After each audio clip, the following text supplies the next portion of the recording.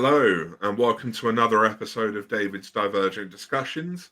I'm your host, David Gray-Hammond, and tonight we were going to be here with Tanya and Katie, but unfortunately Tanya can't be here, so it's just me and Katie, but it's going to be good. So we're going to talk all things neurodivergent mental health, because it is Mental Health Awareness Month. I feel the same about that, really, as I do about Autistic Awareness Month.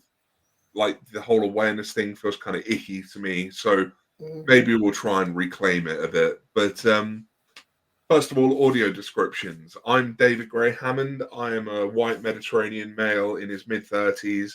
I have a shaved head, a beard, a lip piercing, thick-rimmed glasses, and an ear tunnel.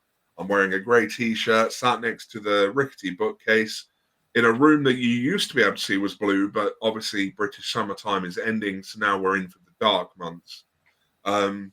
So you're going to consistently find me lit by the screens of my computer and nothing else, because, well, who actually turns on the big light? Like, it's horrible. Well, how can you do that? It's too bright. It's too bright. I can't see. I don't know what I need to see. I don't want to see anything. Oh, well, all right. Okay, bloody hell, right, okay. I didn't realise that was the aim of the game, was not to see anything. Yeah, you know, I'm kind of like Gollum. I occupy dark spaces best. I haven't yet hunted down any fish, but, you know, I might find fish somewhere in this house if I buy it. Oh, look, someone's already chimed in to agree. Look, Jenny says lights suck big time. Yeah, but I need to be able to see. Team lights off. Shall I describe myself before we moan about lights forever? Is that all right? I too am wearing a grey t-shirt. David and I didn't organise this. This is just seems to be what we're both wearing. I'm a large white person. You can only see me from the shoulders up. I have really messy, short, dark hair that I really need to sort out. I got large brown and orange rimmed glasses. I'm sat on a light grey sofa in front of light green curtains, and I do have the big light on. And the big lights in our house are like LED, no messing about. Katie can't see shit without the lights on. So David and I look completely different on the screen. Well, before we start, remember, if you like these live streams and live podcast recordings, please do share them. It really helps. And Katie, the hair. So I'm sure you said you needed to get a haircut the last time we did a live stream as well. I know. It's the hair is, and this is related to mental health. So it's all the steps that take you to do your hair. It's not like, oh, just go and get your hair cut. It's like, okay. Our hairdressers only takes cash, right? So you've got to get the cash, and you've got to be able to get there. And then you think about what time of day it is, and whether they're going to be busy or not, and what day of the week it is, and then just various other things like, am I driving that day? Like, can I be asked with driving that day? Am I walking there? And then, like, do I want conversation whilst I'm in there? And you never have the same hairdresser every time, so it doesn't necessarily come out the same every time. So it's all these little things that you just think, yeah. And then I just end up with just like unruly hair because I just can't get the executive function to actually go and get my hair cut. And then when I do get it cut, I get it cut a lot shorter than I probably would want, because I know it's going to last me longer. So, and I think that's a good jumping off point, isn't it? Because, you know, I'm autistic, ADHD, and schizophrenic. I do not have the executive function to, for example, anchor a bookcase to a wall, which literally has like 3 steps to it: drill hole, put hook in, hook to bookcase. Like that, I mean, okay, you could argue there's the buying the stuff, but most of it I already have lying around somewhere. But again, I'm chronically disorganized, and I don't actually lying around. And I think, and I wonder what you think of this, but we live in a world that has taught us to be really mean to ourselves about the fact that we struggle with these day-to-day tasks. Yeah, absolutely. And you know what's my worst thing, like talking about hair and stuff? when someone says, "Oh, your hair's really nice," and I'm like, "This is the first time I've washed it in about a week, 2 weeks." So I'm like, "Yeah, it's just washed." And I was like, "Oh, right, okay." And I'm like, yeah, you weren't really ready for that, really, were you?" Yeah. So yeah, people just have these kind of expectations of what everybody gets up to and what everyone's self care looks like, and it's just not. It's certainly not the same for neurodivergent people, I would say. I will be honest, a big part of the reason why my head is shaved is because hair maintenance is a really big demand for me. And, the last thing I need when I'm going about my day-to-day life, forgetting where I'm supposed to be and generally bumbling my way through whatever it is I'm supposed to be doing, the last thing I need to remember is to add the step of wash hair Mm, or style hair or, try and find something that hides the fact that I'm actually going bald on top. Like, it's just easier to shave it off for me. I just yeah. I I used to have really long hair, and it was a nightmare because when I had long hair, my psychosis was like in full swing. I was in active addiction. I was not a person with spoons all the time to properly care for that hair.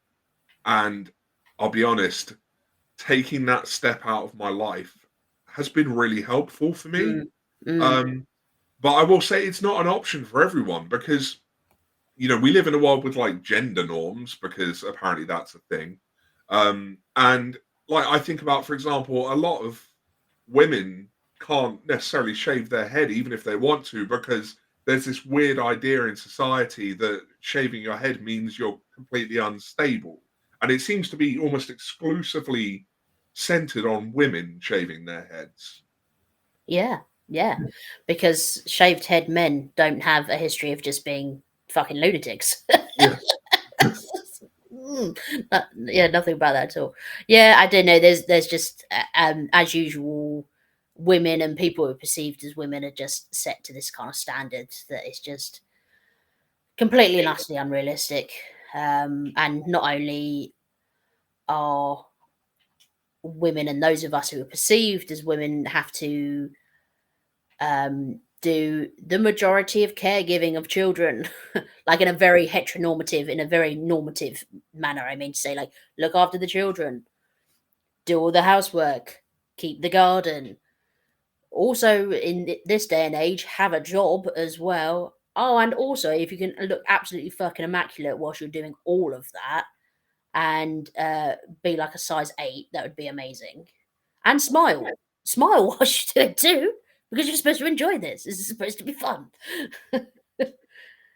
Yeah, and actually, we've got some comments coming in about women and shaved heads. So, Tanya says, wasn't that a treatment for hysterical women back in the day, shave their heads? Ooh. And I believe it is. And then Jenny has jumped in and said, you can thank the Victorians for that idea about women and shaved heads. So, yeah, that probably makes sense. And I need to do some more reading about this because I have like a morbid interest in like Victorians and mental health because they had some it's dark, but it's interesting to read about. It's kind of like Mm. looking at an eclipse. You know you shouldn't, but you do it anyway.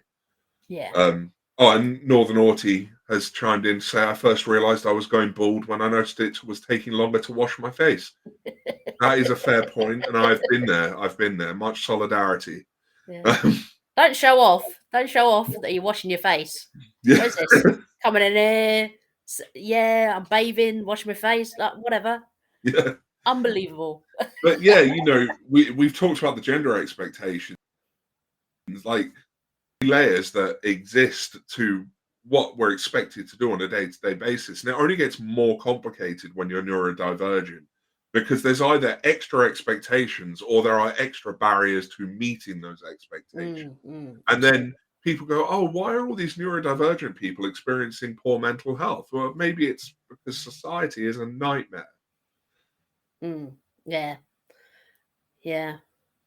Yeah. Definitely. Yeah. I don't know if the expectations are bigger of us, but they're just unrealistic. I don't know if they are bigger. I don't think people realize that they're bigger, anyways. They're just like, well, everyone can do that. Yeah, not necessarily bigger, but I think the way because there seems to be a correct way of doing everything in this world. I don't Yeah. know why. Yeah. And all the correct ways of doing things that you're supposed to do in life seem to be designed intentionally to be as inaccessible as possible. Kitty's here. Hello, hello. Yeah, it's just oh, I've totally lost the plot. Oh yeah, because I was actually thinking about this the other day, when I did wash my hair. That I always I just use soap now. I just use soap for everything, like, and soap for my hair as well. And then when I was younger, it was like, oh, used to like um shampoo. I totally lost the word there. Shampoo my hair, rinse it, shampoo it again, rinse it, then use conditioner. What complete waste of time that all is when it's all just fundamentally soap. Yeah. So now we just have soap in our house, and that's that really. And it's the same with Little Man as well.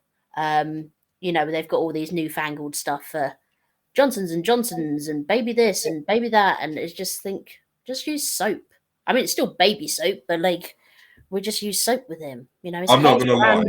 his hair's brand new. Like, what? Why do I need to be putting conditioner and shampoo and various other things on him? Like, I'm not going to lie. I washed my son's hair with baby bubble bath the other day because I couldn't find the shampoo. yeah, Like, and as it turns out, he's fine. What? he's okay. It's all right. Yeah. Now, you see, this is interesting. Tanya says, different perspective. I enjoy the smells and rituals. And it's funny because just before Tanya put that comment, I was thinking, like, smells are like really important to me. Like, it's like one of my most overactive senses. I Mm. smell everything. Like, I smell things that other people don't seem to be able to smell. hmm And for me, the shampoo, if I'm going to use shampoo, it has to be just right. Because if it smells wrong and I can smell it on me, it's going to Mm. completely dysregulate me all day. Yeah. Like, and then I get caught in this whole thing of like, why can't I just shampoo my hair? Why has it got to be this big thing? And I know because I've just shaved my head and I've got like no hair, but I do still shampoo it. I don't even really know why. It is force of habit.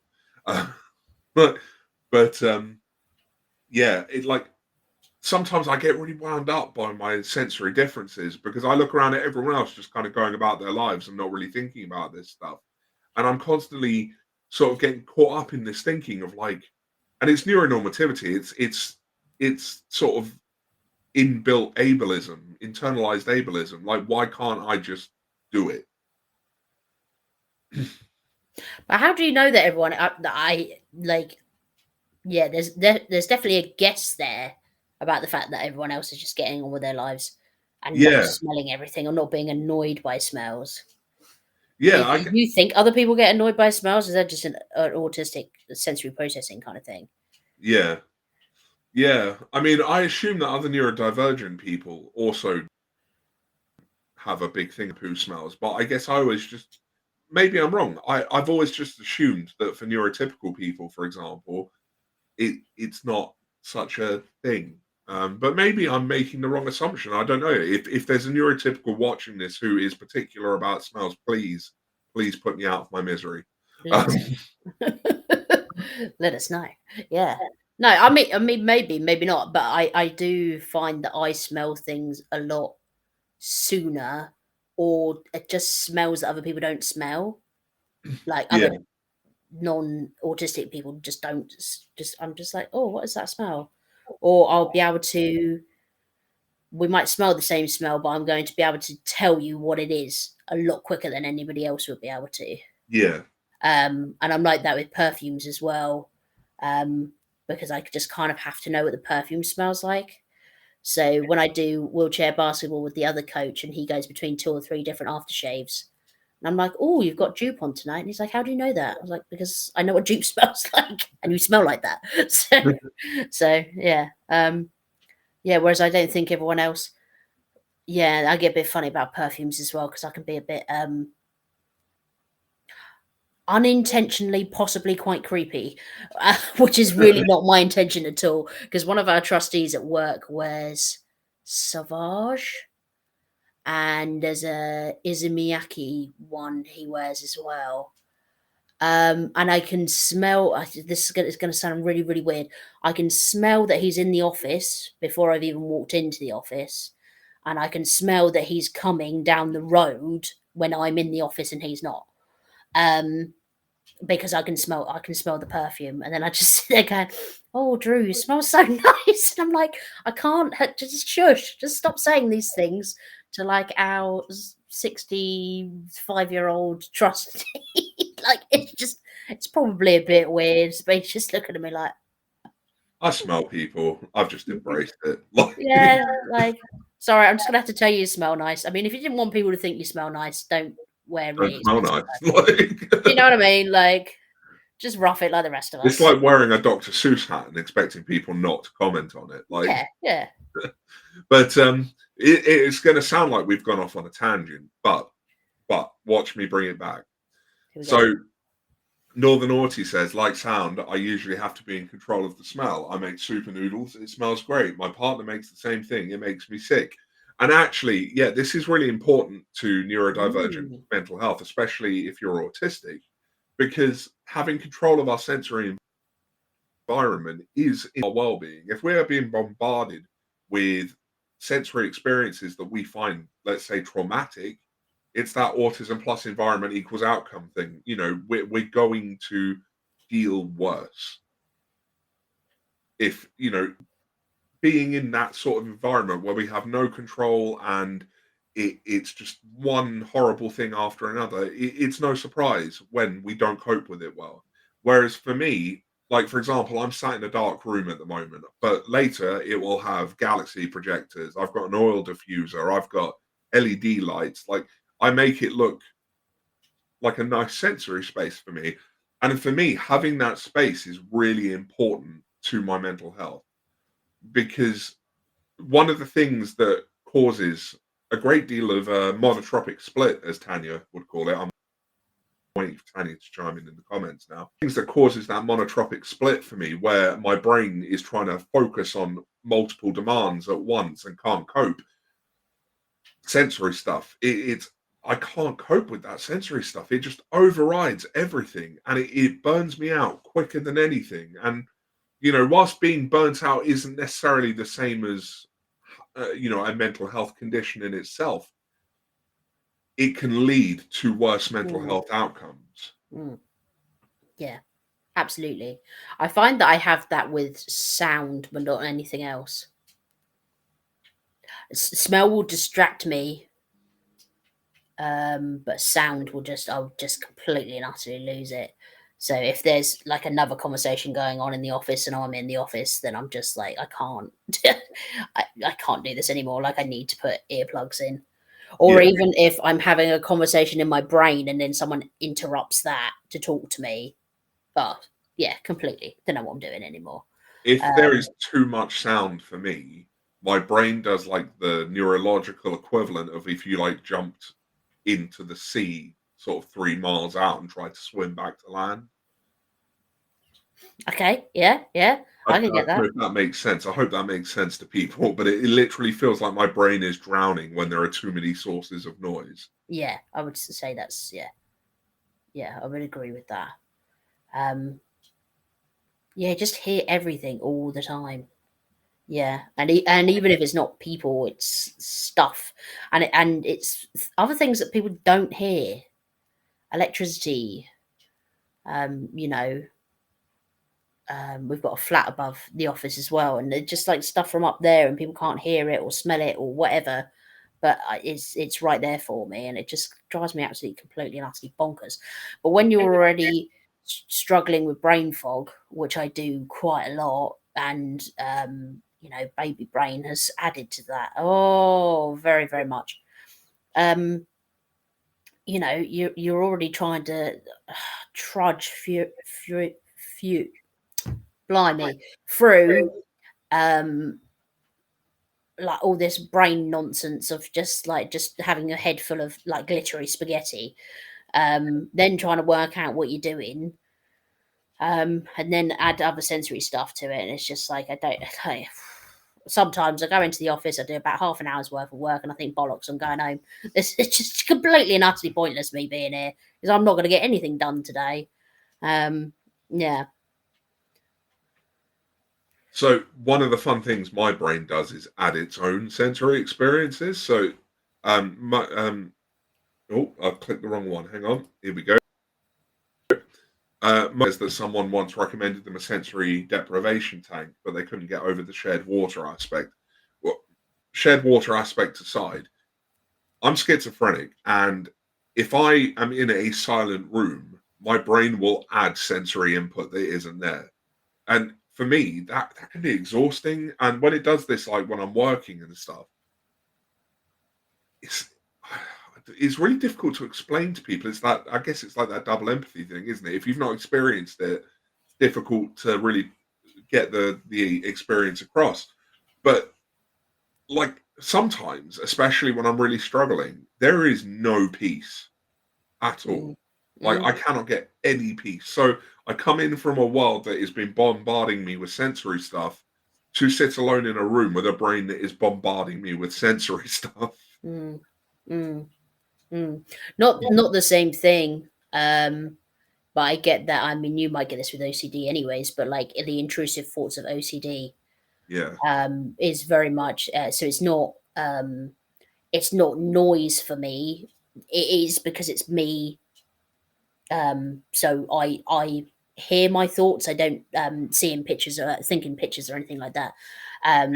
So I suppose it is noise, but it's not. But it's words. It's speaking. And then obviously isn't very nice anyway. So and then add ADHD to that, and it's just like just it just Yeah, doesn't it stop. always It makes just me doesn't laugh when stop. meditations start with empty your mind. And I'm like, is that even possible? Like, I just fall asleep. I've tried meditation. Jay and I do a little bit of it, but I fall asleep 9 times out of 10. you see, I like meditation, and when I'm in a good place, I use it quite liberally. But the problem is when you're in psychosis, meditation can actually be quite risky. It's not a good combination necessarily. Mm, Um, and because it can actually enhance your hallucinatory experiences, for example, um, which can be quite annoying because for me, when I'm in a good place, meditation is a part of my self-care practice. So then if I'm struggling, I actually lose part of my self-care practice, which makes me mm, struggle more. Um, mm, and I see there are some good suggestions coming up in the comments, like Maddie Black Lives Matter says that loops under noise cancelling headphones help them. And I know that they're good for quite a lot of autistic people. Unfortunately for me, if I'm going to put something in my ears, it has to have its own sound coming out to cancel the voice hearing, mm, which Northern Autie has actually said, I need some sort of noise to cancel out the noise in my head. mm. And Yeah. it's it's interesting because I think a lot of the time, um, and I think this applies to neurodivergent people in particular. When people talk about things to help with our mental health and our well-being, a lot of people approach it as if there is a one-size-fits-all approach. Mm, And I don't see a one-size-fits-all approach to anything like that. But in particular, neurodivergent people, everything that's been researched doesn't seem to have particularly looked at neurodivergent people. mm. Yeah. Yeah. There's just this. Yeah. Yeah. I feel like most advice around mental health is not particularly helpful. Like I don't think it's just not helpful for neurodivergent people and not accessible to us. I think most advice around mental health is just shit, anyways. Um, and there's like loads of things that are um, based around. So I had postnatal depression and anxiety, just to go with my regular depression and anxiety, just to spice things up a bit. Um, and all of the, and I did get some quite good support with that, but it was all it was group based, support. And yeah, actually, quite a lot of us were neurodivergent in that group, although not many of them knew that was the case. So it worked out well in that, for instance. But I think if I'd have been in there with a different group of people, it would have been just completely and utterly disastrous. And the things they were talking about there, and just things you see online is like, taking more time for yourself, and you're like, well, I'm a parent, I work, I have like 8 million other things going on. So I don't know how people are just supposed to how are you supposed to take time for yourself? And there's just this assumption that people have like support networks and stuff like that. And just lean on this person and lean on that person. Well, a lot of us neurodivergent people don't really No. have that. And a lot of us are estranged from our families, or we're in kind of the care system, and like we've all got like really sorry, the autistic people I know by and large have don't have a massive support network. And if we do, they're by and large more neurodivergent people who are also struggling at the same time as us. So it would be really helpful people to lean on, but when everyone goes down, like, who is there to kind Yeah. of call upon then? So I think there's all these ideas that, a hot bath and going for a walk and going for coffee with a friend, and you think, that's probably not what quite a The lot of problem us is would they don't even do. suggest things that I would do when I'm in a good place. Like,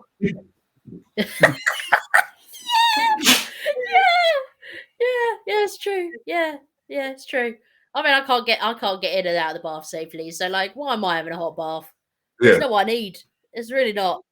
Make yourself feel better. Break shelter on the Yeah. way out. I mean, I don't know. But Like, that yeah, I'm not really. isolation, that isolation is a really Nodding his head because he takes yeah. me out the bloody That bath. isolation is a really good point though, because we did an episode way back when I only started this like a year ago, but right back at the beginning of this podcast, we were talking about the lack of community around mental health. Like, you've got the autistic community, the neurodivergent Mm, community. There is very little in terms of mental health community. And it always really mm, hacks me off that, for example, mental health services will facilitate group therapy sessions where they tell us how to interact. They won't, for example, help empower us to create our own communities. Like, I think of like the autistic community as like a liberatory community. It's emancipatory. It's mm, designed by and led by other autistic people. We decide what we want from it. We offer the support we want to offer. We have our own morals and values that we stick to, and we all have different approaches to that as well, because we're all individuals, and yet we don't get any support to do that around mental health, because mental health services seem to have taken control and gone, well, if you want to be together you can, but you're going to do it our way. mm, mm. Yeah, that's true. You don't see. Well, I'm not aware of, outside of PTSD specifically for veterans. I'm not aware of any mental health support. Well, I don't know. I I mean, guess do they exist? I mean, I suppose stuff like Men's Shed and stuff like that does exist, doesn't I it? would probably move group model, because there's always a bit of a power imbalance there, because you Mm, have like the facilitator who kind of keeps mm, everyone in check. And I think one of the things I enjoy about the autistic community is that there isn't really a hierarchy per se. Like, there's no one in charge. Like, neuroanarchy. We neuroanarchy. govern ourselves. Um, but I think there needs to be more like health in general, because so many. I mean, let's face it. I think the vast majority of people who would be using such community would also be neurodivergent. And I think that's part of what surprises me, that nothing has sprung up like that yet. Because, you've got all these neurodivergent people who there's a chance they've been involved with, say, the autistic community. And yet Mm. none of us have stopped to go, like, let's build more community around our mental health and our well-being. And perhaps, I don't know, do you think maybe it's because we feel we already do that with the autistic community? what would you see as the difference between like a mental health community and a neurodivergent community?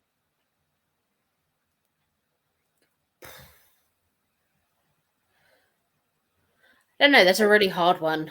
Um, I mean, yeah, it's really hard to say because I I don't personally know any autistic people who don't also have mental health issues, anyways. Yeah, And then obviously mental health is neurodivergent, um, anyway. So it's kind of hard to say. Um,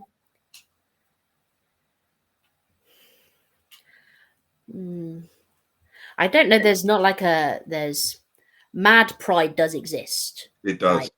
But it's not. It's quite small from the very small amount I know about it.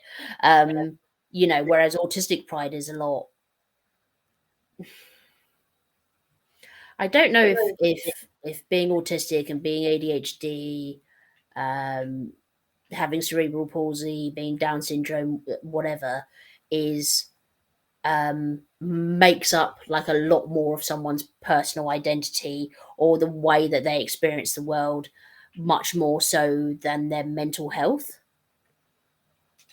I don't know if mental health is something that people want to identify with. I Um, can, I can see that.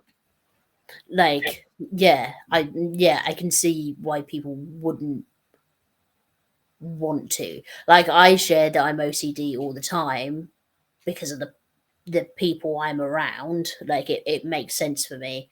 But if there was an OCD group to go to, would I want to go to that group? I don't know, because OCD loves loves company. And if I think, oh, these people have got certain things that they're doing, my OCD is like taking notes, like, oh, that's a good one. I'll get them with that later. Yeah. Oh, that's real. Oh, wow, that's a really. So I feel like there's an element for me personally where I would find an OCD group really quite difficult, or possibly actually not helpful to me at all. Um, yeah, I suppose it's if you want to have the common denominator between you and and other people that you hang around with to be mental health. I mean, I suppose also another difference is that is that with being autistic, there is a culture there. Which I Mm. don't know if there is with mental health. I don't know. You see, I'm Um, quite influenced by the mad pride sort of idea. mm, And for me, there is definitely an emerging sort of culture there.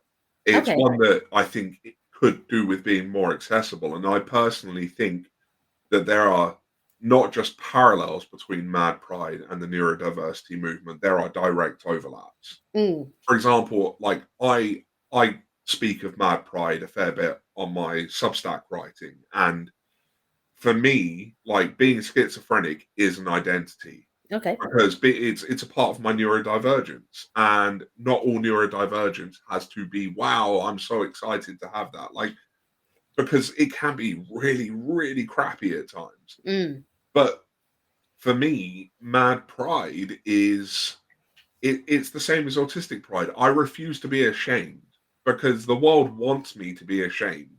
That's the way neuronormative society works. mm, Hide it away, keep it quiet, deal mm, with it on your own. And I don't think I should have to be quiet about it because this is my experience of this life, which by the way I didn't ask for. Like, mm, so why can't I share with people that actually, do you know what?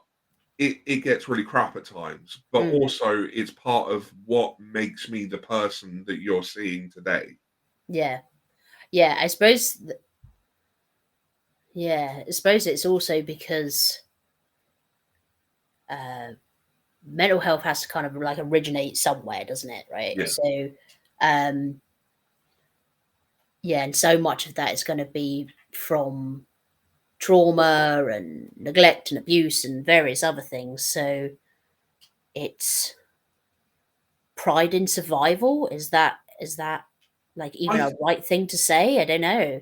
I think there can be pride in survival because I mean, let's face it, autistic people again, you know, one of the reasons we are so likely to have mental health issues is probably because there is such a high rate of trauma in our community. You Mm. know, it comes at us from all angles. You know, even if you think you've managed to go your whole life without being traumatized, it's like the little trauma monsters hiding around the corner. Um, and at some point, all of us experience something traumatic. I'm pretty sure of that. I don't have research to support that, but anecdotally, I haven't met an autistic person who hasn't experienced at least one traumatic thing. Mm. And I Mm. think we can take pride in the fact that we survived it. But I think also because it alters our brain, but it's something we didn't want that is altering our brain, it's that because it feels like we've had our autonomy taken from us. Mm. Mm. Mm. But something more I really don't want to use the word resilient. I really don't want to use the word resilient. But it's something to push back against. Yeah, So my obsessive compulsive has come from wherever my depression, my anxiety, my various other things going on with me. It's just um, they've come from somewhere. And to say this is who I am and this is what I experience is a kind of fuck you to where it's come from. yeah, Yeah, yeah, I can understand that. I can appreciate that. yeah, Yeah, I just don't know what that looks like community wise. Yeah, I don't know. yeah. And Kitty actually says there are some mental health communities that use it as a primary identifier, and others who seem less likely or opposed to it. I witness more distancing language for other mental health diagnoses used for mental health, even within the autistic and Mm, ADHD community. mm, mm. And Yeah. I'm going to say something now, which we're talking about mental health and neurodivergent people. Some people probably won't appreciate this. There is a lot of cluster B hate in the autistic community. Oh, 100%. Yes. Like cluster B personality disorders, like they take a lot of heat, especially in the autistic community, I find.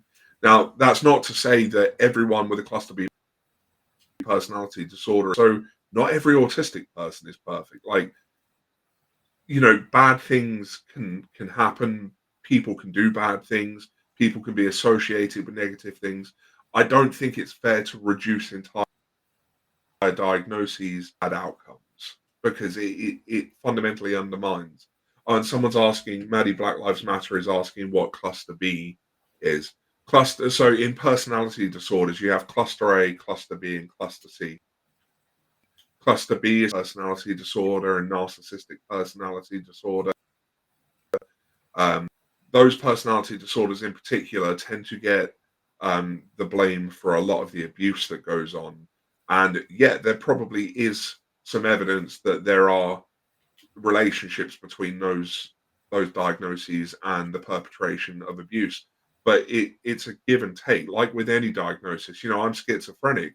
My diagnosis is linked to mass violence and things, but it doesn't mean that I am inherently a dangerous person because I have that diagnosis. Mm, mm, Research of links between various mental health conditions and various negative outcomes, but there is more to it than just the diagnosis. mm, It has a lot to do with the environment of one's life, the setting of one's life as to how that diagnosis will play out. And I mm, think people forget that sometimes. yeah, absolutely. I've had to follow, yeah, a lot of pages and various people for just kind of um, talking about abuse, which is absolutely not a problem, but always linking it back to narcissistic abuse and like just trying to continuously tell people um, that the usage of that word is perhaps not quite the word you were looking for, or perhaps might not be too helpful for some of the people following your page, and just being shot down quite a lot because I think people, um, as an abuse survivor myself, of just telling people not to talk about abuse, and that's not the point I'm getting at. I also find that with the word obsessed as well. People use the word obsessed all the time, and I was like, if Yeah, you just even understood what obsession actually was, you would not be using that word all the time. So it's just, um, just those. Yeah, there's a lot of problems in autistic and ADHD communities, definitely. Notwithstanding racism as well, and misogyny, and Yeah. all sorts of other colourful, wonderful things. And I'm glad you brought up people using mental health conditions and terminology as colloquialisms, because one that really annoys me is when someone's like, "Oh, you went schizo." I'm like, No, he didn't. You have no idea what that word means. And Mm, also, that's not the full word. Like, you mean schizophrenic, and it has nothing to do with losing your temper." Like,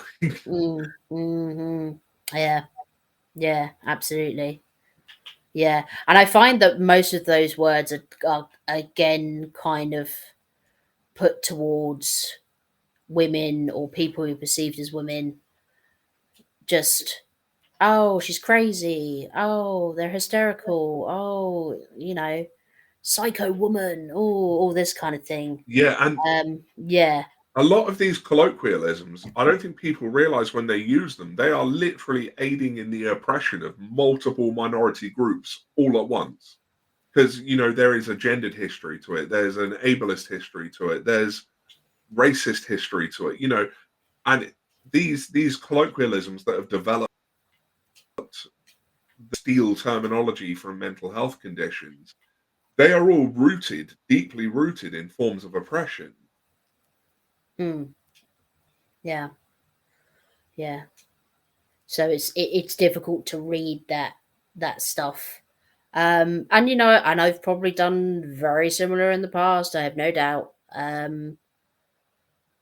Yeah, so it's just yeah, just being about more thoughtful about how we use words and stuff, isn't it? But the more we learn, the better we do, isn't it? So Yeah, um and but yeah, if people could stop using obsessed, that'd be amazing. that would. And Jenny Coyne says, if I'm not mistaken, these stereotypes come from films depicting mental health conditions in one way and often choosing the most dramatic terms for the sake of keeping people engaged in said film. Mm, There is a lot to be said here. There's so much to mm, unpack because the media, in not just the way mental health is seen, but neurodivergent people as well. Like, you know, mm, I mean, we always talk about, for example, what's a bad example of autistic people? Rain Man, Sheldon Cooper. But actually, it goes further than that because the layer of mental health, which you've got so many films which center mental health as this dangerous other that needs to be controlled and contained. And it's really harmful. And yet people see it as entertainment. mm. Yeah, yeah, absolutely. Yeah, I find things is it Silence of the Lambs where the person makes a skin suit for themselves? Yeah. Yeah. Yeah. Is it Red Dragon? Jace correcting me. Um, but one of those films was a person who was considered trans who would probably have been called transvestite at that time, I would have thought. And was creating a skin suit for themselves in order for them to have a woman's body and stuff. And I'm just like, wow, this is just really kind of hitting it on like multivarious And points yeah, I here, was going to say again, it's not just one group of people they're targeting with that. Like that's there's various forms of oppression all in that one representation. Buffalo Bill, that's right. Interestingly, I saw a film recently called Fear of Rain, and other people might have a different opinion, but the main character is schizophrenic, and she's just come out of a psychiatric ward. She believes that her neighbor has kidnapped a child. And the whole film, everyone's telling her you're having a psychotic episode, and it turns out that she was correct, and the neighbor had actually, kidnapped a child. And I really liked that because one of the things I experience as a schizophrenic is if I get worried about something, people automatically jump to it's a delusion. There's this assumption made that every wild theory I have must be part of schizophrenia. But actually, I'm a human being. I do have feelings that aren't delusions. Mm. Like, and I think that are there any particular misnomers about OCD, for example, that really annoy you? Oh, there's millions. There are so many. Um, yeah, the idea that it's to do with germs.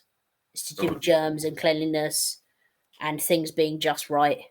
Um, and that is OCD for some people. Also, people use the word OCD to mean clean or tidy all the time, and it's so frustrating. Yeah, I just think people, yeah, I think they see Monica Geller off Friends, and they think, this is OCD. I don't know that if she was ever said to have OCD, or whether that was ever a joke on the program, or what it was.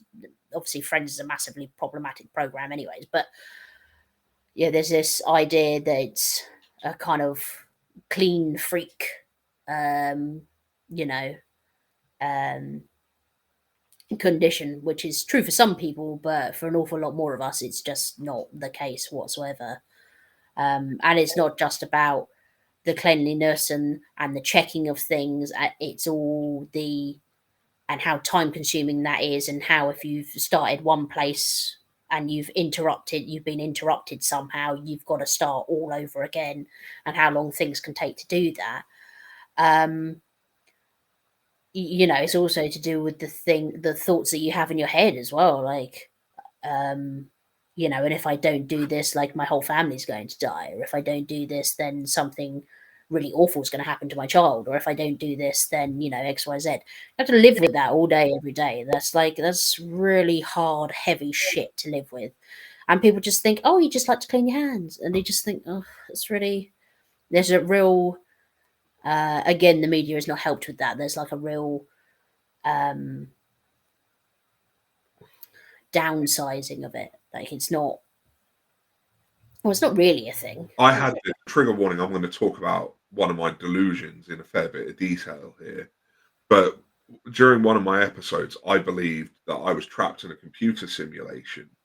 But my OCD did this fun sort of tag team thing with it, and was like, if you don't compulsively pray, even though you don't believe in God, if you don't compulsively pray, you're going to be deleted from the simulation and cease existence. Oh, Like, that's OCD. Like, that's not that. Like, I actually haven't met a person with OCD. I don't know which one people prefer. I think it's 50-50, really, isn't it? But, yeah. I don't mind whatever. I've never met a person with OCD who actually has time to be a neat freak when their compulsions are kicking off. Like, and I know, that's just one person's experience, but I don't actually understand where I think it must be the media again, really, because that seems to be at the root of most of the misunderstandings of mental health. They had a program called OCD Cleaners, and yeah, just different stuff like that. Just, yeah, especially around women and people perceived as women. Yeah, Around we're expected to clean a house, but if we clean it too much, then obviously we're crazy. yeah. Obviously, there's something wrong with There us. is So so again, the cleanliness and the tidiness of somewhere has to be clean and it has to be tidy. there is a huge But amount of there's a misogyny line tied there, up. Yeah, and once you cross that line, you crazy. yeah, Yeah, and it's just not again very much directed towards non-men, basically. yeah. And there is a great deal of sort of misogyny and transphobia tied up in mental health because, I mean, let's be blunt here. You have to have a psychiatric diagnosis to get gender affirming care in most countries. You have to be diagnosed with gender dysphoria. Like, some mental health stuff, I would argue shouldn't even be considered a mental illness. Like, like, Yeah. like, Yeah, there's you tons of stuff, you know. if you read the DSM cover to cover, some of the stuff you're seeing there is wild because they're just describing how is this a pathology. Like, Mm. and I'll be honest, I've read most of the DSM, and sometimes I sit there and I'm like, how is anyone in existence who doesn't have a diagnosed mental health problem Yeah. based on this book? Yeah, basically, yeah. 100%. And the ICD is just as bad, really. But Yeah, I mean, it's the same with, gender, because it was gender identity disorder, wasn't it? Yeah, And now it's gender dysphoria. Um, and it's really difficult to get care when you're not considered to have gender dysphoria. Um, so yeah, that's a really, really difficult one. So you have to be diagnosed with that. But it's very difficult to be diagnosed with that if you're also diagnosed autistic. yeah, So like a lot of people have to, and I've probably said this to you about a million times, David, but like you have to kind of choose between whether you're going to go through your autistic diagnosis, if that's what you need and that's what you want, or your gender identity healthcare. Because you ain't getting both, or if you are, it's going to be an even longer wait. Because they yeah, just don't like you were saying about people not believing you because you're schizophrenic, and obviously every idea you've ever had obviously has to be to do with that. It's the same with being autistic. Like, oh well, you would have these weird thoughts about gender because you're autistic. So obviously that's just like, just but totally this is part something of that it, isn't it? it needs to be addressed the way that, I mean, talking about healthcare broadly, mental health Mhm. conditions box you out of a lot of healthcare. Mm. As a schizophrenic autistic, and God forbid I ever need like a organ transplant, like, because I'm much less likely to make my way up a transplant list because I'm schizophrenic, for example. Like Mm. there are countries that will refuse you transplants if you're autistic or schizophrenic. In fact, in the UK, I know only a few years ago there was a big to do in the media over a child who needed, I think it was kidney transplants, who was being refused on the grounds that they were autistic. It was all over the news. I can't remember. They did name people in it. If I find it, I will post a link to Yeah, it on my page. But yeah. it was a few years ago. There was a huge thing about this child. They have a right to have these transplants, and they shouldn't be denied it just because they're autistic. But this is the thing about the psychiatric diagnoses. They are often used to say, well, this person shouldn't be given that treatment arbitrarily because they're mentally ill, and there's this attitude that mentally ill people are worth less Mm. than people who are not mentally ill. And that's one of the things that I really dislike. And yeah, Maddie, Black Lives Matter, just said, this is a good example. Even during COVID, we were letting people die because of their diagnosis. Mm. That's one Absolutely. that's really easy to bring up. There is the DNAR orders that were being signed, the do not attempt resuscitation. It was I some how it's almost like the world is so horrible to mentally ill people or Mm. people with a neurodivergence that it actually creates more mental illness from the horror of watching the world unfold. Yeah, absolutely. Whereas if people just got, the health professionals are always talking about um, early intervention, early intervention. They use that all the time with autistic diagnosis and stuff like that. Yeah, they don't want to do that for mental health. Like, No, it's you have to crisis be, driven you have to intervention. be a complete and utter crisis, have hurt yourself, have tried to take your life, have, like some real serious business before people even begin to take you seriously. And then, even then, there's like wait lists Yeah, and wait lists. But it's all right because in the meantime, we can have a hot bath and go for a walk. yeah, yeah, yeah. I Amazing. love stewing in testicle It's tea. really, really useful. Thank you for all of that. Um, Yeah, and then when you put other things in that, I can imagine learning disabled people, get so much barriers with healthcare, with mental health care. Oh my goodness, non-speaking people I would have thought as well. How it also affects older people quite a lot as well. Especially, yeah, again with COVID. Like, so if you were old and disabled in COVID, like, you know, sorry, I'm saying that as if COVID doesn't still exist, but Yeah, like it's real scary business. yeah, Um, yeah, because not only are you seen as useless because you're disabled, but you're also seen as useless because you're older. Because basically they just want people to work, and if you're not going to work, then I'm not going to give you a kidney or I'm not going to resuscitate you, or I'm not going to, because what are you going to do for me? Well, it's just like, why's humanity come down to that? Mm. Yeah, it's a lot to unpack. It's a lot to process. And I'm aware we're sort of coming to the end of an hour, and we've been talking about some really heavy stuff. Mm. Um, so I'm we don't always have to, sandwich the heavy stuff with positive stuff, but I feel like we should. So trying to think of something positive. Um, we're still here, and I think a lot of us are working to make the world a better place, even when it's not been particularly kind to us. And that's Mm. one thing I will always be proud of for my neurodivergent neurokin who experience mental health issues. If there's one thing I'm sure of that's pretty unique to neurodivergent people, um, it's that we will constantly strive to try and make things better. We rarely are satisfied with just letting things be the way they are. Mm. Mm. I think I especially like that with um I don't know what kind of parenting they call it, but is it gentle parenting? Is that the word I'm looking for? Probably, yeah. Um where it's basically just not being a dick to a child. Yeah. Basically, I know that's like confusing to some people.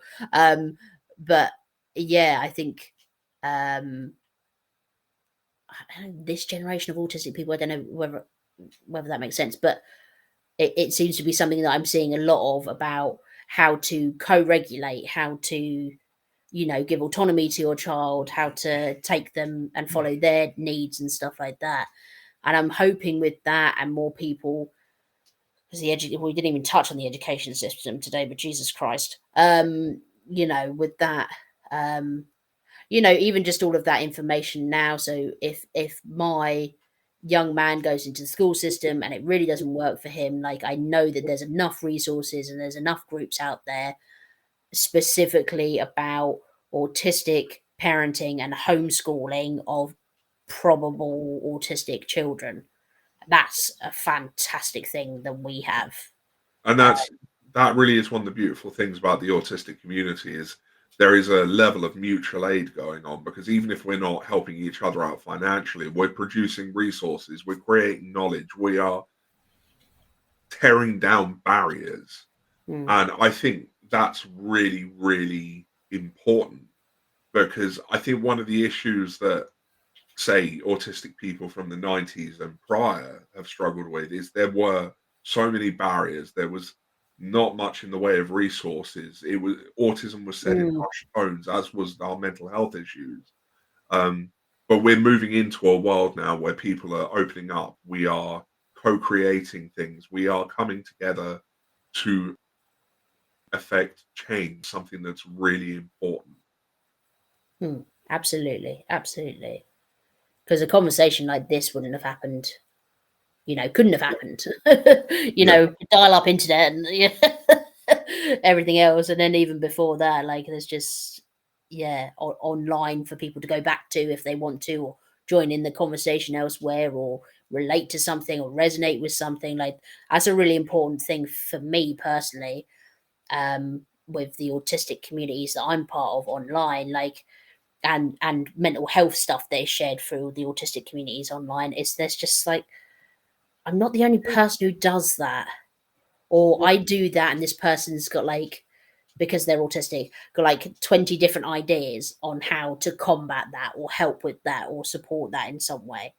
um which, if I'd been born 20 years prior or whatever, I just wouldn't have access to that, And and still wouldn't be diagnosed. So, say what you will about social media, it's a really important thing for neurodivergent people, I think. yeah, yeah, for a great deal of us, I would say so, yeah. Yeah. But anyway, it's about time to wrap up. So thank you very much. It's been a really good episode. I've really enjoyed this.